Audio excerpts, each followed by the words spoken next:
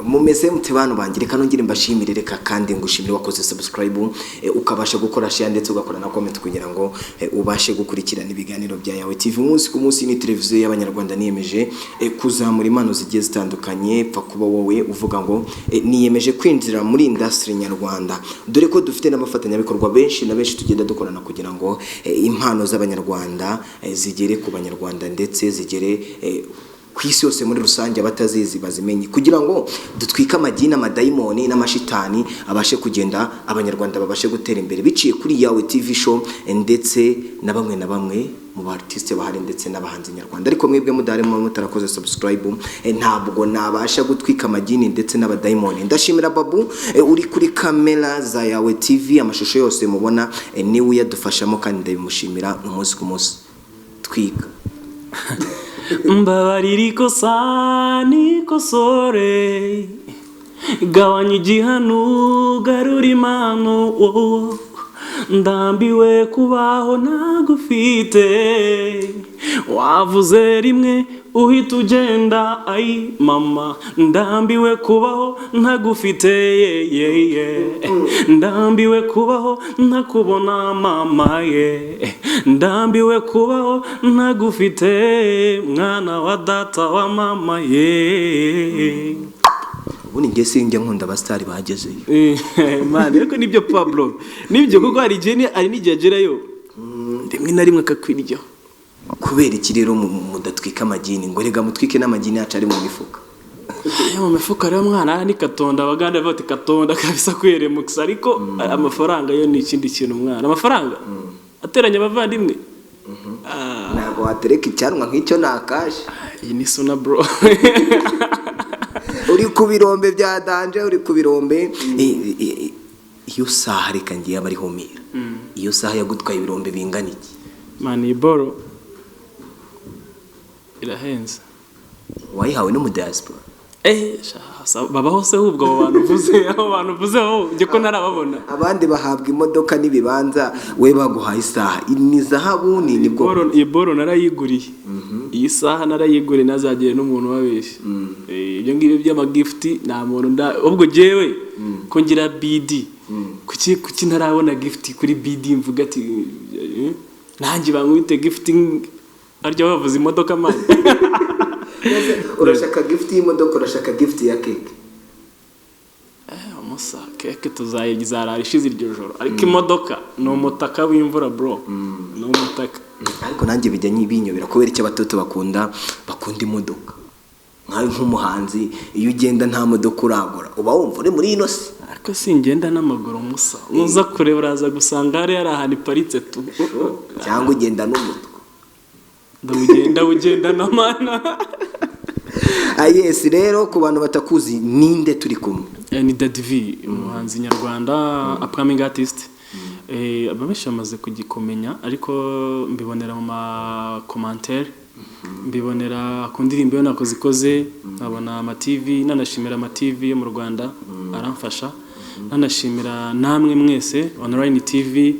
Yawe TV, ndabashimira kuko ntago muhema gufasha abanyarwanda ndetse no kuzamura impano zigenda zigaragara hirya no hino. Njya mbona hari abahanzi banamaze no kugerayo wagiye nawe mbona ufasha, ni byiza ndabibashimira.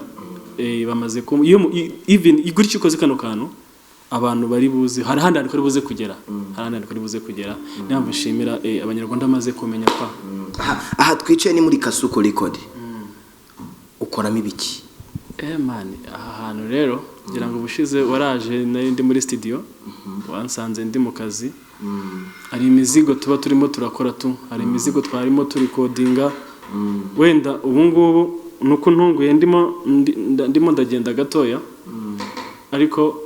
ejo ndiko wansanze ndi muri studio. Rero unsanze muri Kasuku Record, ariko then ndakeka ni nejo wansanzemo, ariko ubu ngubu nari match nyine nje kurana project igeze. Nta bintu byatari ibintu bikorwa birakorwa. Iyo uri umuhanzi ugomba kuba ufite indirimbo kandi mu mastage atandukanye. Ubuhanzi urebe imikorere bimeze ite. Ariko nzi neza yuko nyuma ya Damu yangu indirimbo ya mbere nakoranye na Sergeant Robert, nyuma y'indirimbo ya kabiri Mfata nakoreye muri Touch Arev yikoze Evidex, nyuma ya Oriana indirimbo nakoranye na MC Tino kandi ni indirimbo nziza bose bagiye bakunda bitegura indi ndirimbo nziza nanjye ubu ngubu niyo ndavuga ati Imana ari ahantu tu nakoze mu nkovu ntabwo irajya hanze ariko izagera hanze tubazambwira tu ariko ukiri aho indirimbo zanyu abahanzi muzimana reka mbabwire suri umuhanzi musigaye mutubihiriza kubera iki musigaye muririmba amashitani urugero amashitani ni ayahe ngo shingamo umuhini ipoto onzi ko umuhini kera dukurira mu twe twarasekuraga none si sekuru hari indirimbo imaze iminsi icicikana ku mbuga nkoranyambaga kandi ni indirimbo nziza wenda nanjye ndimo ndayamamaza ariko ntabwo ari ngombwa nuko uri umuhanzi kandi ukizamuka Bruce Melody na Mr Kagame hari indirimbo bakoze bayita ntiza nkawe nk'umuhanzi ukizamuka ukabona abahanzi barakora indirimbo zimwe barazihagarika ntabwo biguca intege oya bariya nanjye nige ninjira mu muziki ntabwo nari nzi ko ntizizaza ninjira mu muziki buriya ninjiyemo hari ibintu numva mfite nshaka gushyira hanze nta nubwo nkora umuziki kugira ngo mbe n'uwo musitari nk'uko babitekereza cyangwa iki ahubwo nkora umuziki kugira ngo ya message irimo wenda niyo ishobora kuzangira umusitari ariko ntarashyira ibintu byanjye nyine ubutumwa muri gihe mfite mbucishije mu mpano Imana yampaye ariko ntago naje nzi yuko nzahura na bari abana ngo ngendere kuri Melody ngendere kuri Mr Kagame ngendere ku bandi ahubwo gihe naje nk'umuntu ujye gutanga message yari ndimo gusa ariko biriya nibo nabo bafite ukuntu babigenje niyo ko nahoze ndeba banababaza ku bijyanye n'indirimbo umunyamakuru umwe nk'umugenzi wawe aravuga ati ariko gihe nivugiraga imvune z'abahanzi bakizamuka ati ntabwo ni ibyo bindi by'ibishego bavuga je ntabwo mbizi ariko baribwo nyine nabona yes reka ibyo tubireke ngaruke kuri we ku giti cyawe intego yawe uzanye mu muziki uri n'umunyamakuru kuri Victory TV intego yawe uzanye ni iyihe icyerekezo cyawe muri no muziki nyarwanda ni iki icyo kibazo ntabwo cyoroshye ariko burya buri muntu agira umwihariko we ikintu cya mbere nkuko nabikubwiye ni message nari mfite nkuko ushaka gusanga nangiriye muri secular azasoreza muri gospel muri nuko niko bimeze man ariko kuko mani Marite yatangiriye muri gospel n'ubundi birangira ubu ngubu niwe usigaye umeze neza kubera jewe inspiration nyihabwa no mu nzira yo ngenda mbona ibintu ugomba kuvuga bwa butumwa nakubwiraga rero ikintu cya mbere no kwirinda gusa kwisanisha n'undi muntu ngenza abadadivi nkore n'ibihangano byanjye kandi akenshi ngiye nkunda kwandika indirimbo zanjye nzi ko ziba zirimo ubutumwa izo maze kuririmba barambaza hari umuntu azakambaza se man byakubayeho nka damu yangu iyo yumvise abantu benshi bari bazi ko ari story yanjye cyangwa story y'undi muntu nka Oriana nayo ni indirimbo iheruka hanze iri ku YouTube channel yanjye ni Muvunyi Vakoze iyo yumvise bahita bakubaza hari umuntu mwaganiriye cyangwa nayo byakubayeho kwa kundi nyine wandika ikintu ugasanga uvuze ubuzima bw'undi muntu yarera kenshi nibanda kwandika cyane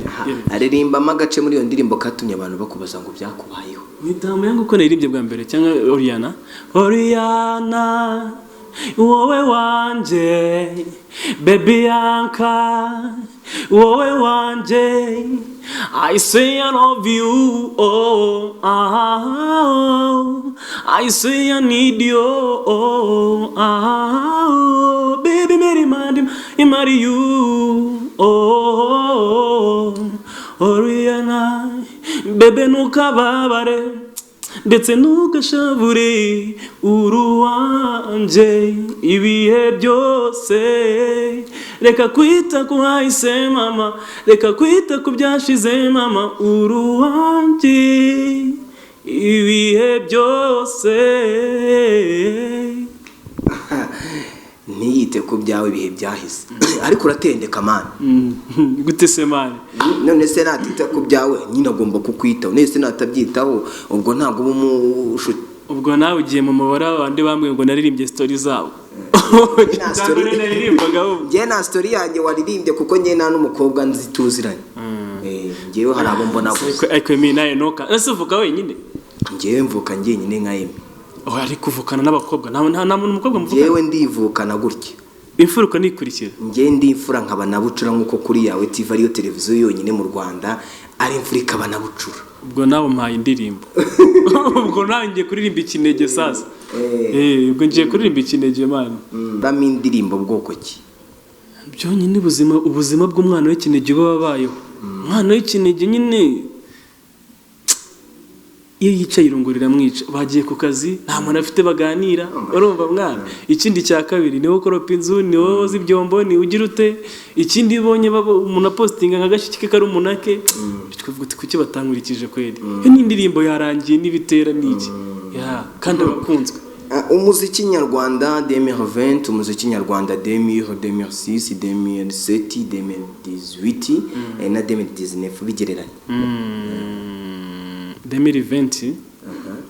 ni umwaka abantu bose badafata mu mutwe badashaka kumva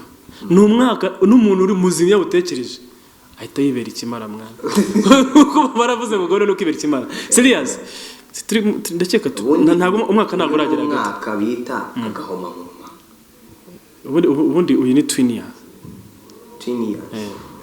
ubundi ni umwaka w'impanga 2020 1919 18 nuza gukurikirana iyo myaka itatu uzasanga arimo amateka y'isi yihariye ikintu cya mbere narimuvugiye wenda wambajije guhera 2016 cyangwa na 7 gukomeza kugeza 2020 ho ni umwaka umuziki usa nkaho wabaye uhagaze kubera iki cyorezo cya covid kandi abandi basohora indirimbo umunsi barazikora ariko none si bitaramo biri heza sibye kuba uri kuri YouTube wenda gukorera YouTube ariko bitaramo biri he none se burindi ugiye gushutinga muri kujya kuri tele sibye nkatwe nyine kubwira urakora gastoka none igihe cyazagera ukagenda uvungura gake gake nk'uvungura ibigori ku bitiritiri ngira ngo abaturage bari mu rugo abaturage bose abenshi batari kujya mu kazi niho wakabaye usohora indirimbo babone na wa mwanya wo kuyumva twarabikoze kuko ndakeka ari nabwo nahise nshyira hanze video lyrics y'indirimbo ya Oriana nibwo nahise nshyira hanze indirimbo video yayo ariko ntekereza ko nubwo dutekereza ngo muri iki gihe nibwo abantu bagabaye bicaye badafite stress z'akazi ariko nanone hari abantu babuze bando nta makazi hari amafaranga yarabuze urabona igihumbi cyo guhaha ikiro cy'umuceri ujye kugishyira muri telefone nabyo ni ibindi so ariko indirimbo tugomba kuzishyira hanze abantu bakazumva ko uri umuhanzi uhora uri umuhanzi nyine ufite ibihangano bishyashya iyi myaka noneho ukurikije imyaka ari mu ba Miss Jojo ba Miss Chanel guhera 2008 n'umwaka na 2009 na 10 iyo myaka itatu ni umwaka abanyarwanda barimo bakireye umuziki nyarwanda 2005 2006 twumvaga inkongomani twumvaga Domboro ya Soro tukumva ziriya za Papa Wemba ba Koffi Olomide n'aba Mr Nice Tanzania barumva buriya Mr Nice yaje barimo bakora inkongomani ndetse n'abagande 2008 2006 nibwo twatangiye kubona ba Melody nako Melody yaje nyuma Meddy na The Benny King James Melody ni 2013 ari indirimbo itanyerekana yese 2012 reka nkwibutse neza Bruce Melody kuva guma ya nyuma yarangira nibwo yagaragaye guma ya nyuma yarangiye 2017 ndakeka nibwo Bruce Melody yagaragaye ubundi Bruce Melody ni umwana aracyari uruhinja ubwo twavugaga hagati ngo twabonaga ba KT Kavuyo twavugaga baba Manshamampa Tough Gangs n'abandi bahanzi bandi bagiye ba Kamishi na ba Casanova Kigali Boys KGB abo bose rero ni generation imwe ariko ubu ngubu dufite generation yindi ya nyuma yo ku Nyundo ubwo uri gutwara n'umuziki mushyashya kuko nufata abantu 2011 ugahita uza 2008 uwo muziki utandukanye na 2016 kugeza 2020. Ukira ni bande bandika neza ari abavuye ku Nyundo muri uwo mwaka muri ino myaka turimo dushyire inyuma mu ndirimbo za ba Meddy na ba The Ben abo ba Miss Jojo navugaga ba Rafiki ni bande wumvaga bandika indirimbo zifite message cyangwa se ugereranya iyo muziki nuhe muziki we wumva ukumva urakuryoheye? Bro reka nkubwire uri mu muziki uri n'umunyamakuru wenda turaganira turi kuganira nk'umunyamuziki ndetse n'umunyamakuru ahubwo ikindi ndibuze kwereka Nyundo yigisha kuririmba ikanigisha production habonetse n'umuntu wandika yaba ari umunyempano ariko ntago yakaza nk'umuntu wandika ho ku Nyundo babigishije kwandika. Sibyo urambwiye ko abantu bari ku Nyundo barusha umuziki indirimbo baririmbye muri iyo myaka Meddy na The Ben nibyo nicyo kintu nashaka mbanze sobanure nubwo twebwe turi new generation ariko ntumve gufite ijwi ryiza gusuzugure Meddy waririmbye igipimo usuzugure King James waririmbye ninyi. Ikindi cya kabiri tujye twemera kubaha abakuru bacu. Ikibazo nakubajije ntago nakinjiramo neza nakubajije ngo abana bo ku Nyundo biga umuziki baza muri industry nyarwanda barakoma pe turabona abana Ingabo bararirimba bafite n'amareba akomeye kandi anazwi. Fata indirimbo yakozwe na Ingabo muri uno mwaka ufate n'indirimbo yitwa Amayobera ya Meddy izo ndirimbo ebyiri zigereranye umbwire ngo abantu bakora umuziki uyu munsi ariko usibye ko nagusobanuriye mu bundi buryo ntago umuririmbyi n'umwanditsi n'ibintu biri bitandukanye ni ikintu cy'abantu bibeshye kuba umuhanzi bitandukanye n'ubwanditsi. Abantu bakira barandikaga kugira ngo njye gusubize direct unabyemere ariko ntago bivuze ngo niba bararirimbye Amayobera niwe wayanditse tubyemere. Dufite umuntu bitaga Adolphe Bagabo arahari Kamishi yari umwanditsi mu gihe cyabo barumva. Dufite Dani Vumbi no mwanditsi tujye tubyemera. Rero buri generation igira akantu kayo n'ibyo nakubwiraga n'ubundi bisozo vuga ngo generation ya ba Meddy yahise iracyakoma oya tujye tubyemera nanone uri kuzamuka uri mu muziki urimo urazamuka byemere oya nakubwiye ikintu uzi indirimbo ngo n'Amayobera urayizi iyo ndirimbo ariko ntago wambwira ngo nubwo aririmba imiririmbire ye urumva itandukanye n'umwana waciye ku Nyundo. Nibyo nakubwiraga hari kuba ufite ijwi ryiza ariko utazi kuri managinga cyangwa uburyo uri buze kurishyira mu byuma neza. Hari no kuba buririmba birangaho nyine tu bari abantu bararirimba kuvuga ko abantu ba kera amajwi yabo batari bazi kuyamanaginga bo bari bo baje kuyamanaginga barabikoraga icyo babura ako nawe n'umuvugisha n'umuganiriza azakubwira yuko iyi generation irakoma man harimo abana b'abahanga uzisi impamvu mukoma uratambuka ukaza muri Kasuku ariko dugasanga bafite ibyuma ugasanga bafite mento zose cyangwa ibikoresho byose bikenewe sibyo. None se mbere bakoreraga so wari uzwi bakoreraga ku ningi hari ikintu bita Karigombe igikoresho bita Karigombe ndakizi. None se kuri codinga ahubwo utandukanye iyi njyana ya ba Meddy na The Ben na ziriya njyana za Basebanani zanjye ntago nazikompaye kuko ukishatse ko mushaka yuko ngo abo ngo bafite ngo barajyanda bagasanga mento bagasanga piano bagasanga ibindi bintu byose na mbere barabigeraga bitandukanye bari abambere bari codingiraga kuri radio cassette yuzunguza vuba mistake bigahita birangira. Ahubwo kinakubwiraga bari abambere ashaka kuba yagenda afite producer click iri click nacuranga mu manota uriya mutipe ntabwo ari buze kumenya mistake yabaye mu manota runaka. Ibyo nakubwiraga bari abana bo ku Nyundo barusha abambere kuko iyo umucurangi ibintu atumva arakubwira ngo curanga 3-2 ndaza kurangiriza muri 5 ubwo ni imibare abarimo arafasha production. Ariko bondi bambere baragendaga kagendera ku maranga mutima ye bakaza gufinda ibintu aho ngaho bikagenda ariko atarimo ubwo expel nicyo kintu rero abungu barusha bahariye. Ako karagaciyemo kwaro kugira ngo mbanze numve ku ruhande rwawe ngo bafasha aba producer ariko bambere producer yakora akazi kose. So ariko uremera ko uyu munsi amahirwe mwe mufite nibyo namye nkubwira wenda sindi gukora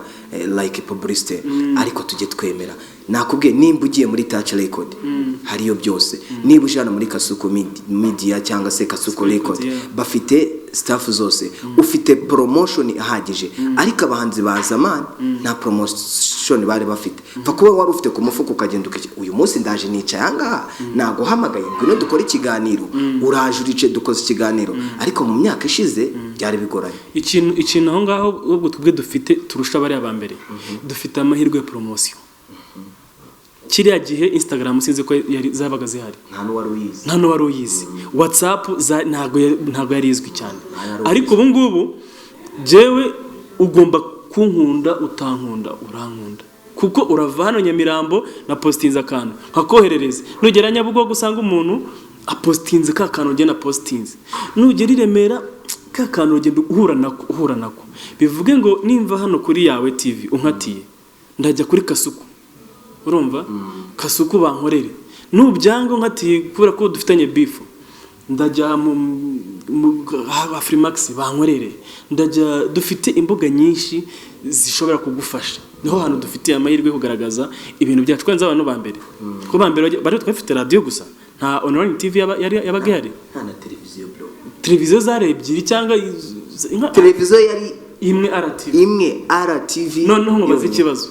niba ufitanye beef n'umuntu ukora kuri systeme ya RTV kandi ukaba wakoze indirimbo uzi ngo ni nziza indirimbo izacaho gute kandi uwo mufitanye beef ari ugomba kugwa service kwanza banza ushimira abantu twese dukora kuri online TV tuba man seri kuko ngiye TV yanjye reka banze nishimire ko bantu bose nafashije naga ari jewe ni Imana yabikoze kashimire abantu bose bazi yuko bakoze subscribe kuri YouTube channel yanyu Muvunyi Vakose reka nshimire abantu bose badahwema kunyereka yuko ndi mu nzira nziza reka nshimire yawe TV yampamagaye uyu munsi kaba turimo turakorana ikiganiro twebwe uvaho nanabizi ntago twebwe televiziyo ngenda nabivuze twe turashaka gufasha babana bakiri hariya hasi bakizamuka abantu bose bari hariya mu muziki reka ako karagaciyemo kwari kugira ngo tunaganire na nakwibutse rega nibihe byahise Imana muri babe ariko ikibazo abanyamakuru wenda je Imana yafashije mbasha nanjye kubiko ariko ryo kintu cyambere nirinda mwana agiye mu bintu nkora nanjye bana ngiye nkora na ama interview n'abantu ngiye ngurikirana Imana fa kuba nzi ko umuntu azi gucuranga neza afite ijwi ryiza uwo ngo mwereka abanyarwanda simfite ubufasha bwo kumubera manager ariko reka mwereka wa muntu ukunda abahanzi ufite n'ubushobozi bwo kuba yaba manager wundi muntu ariko akababona nta muntu yafasha uwo rero ngiye mfata ikintu cyo gufasha umuntu abonyemo impano nkamushyira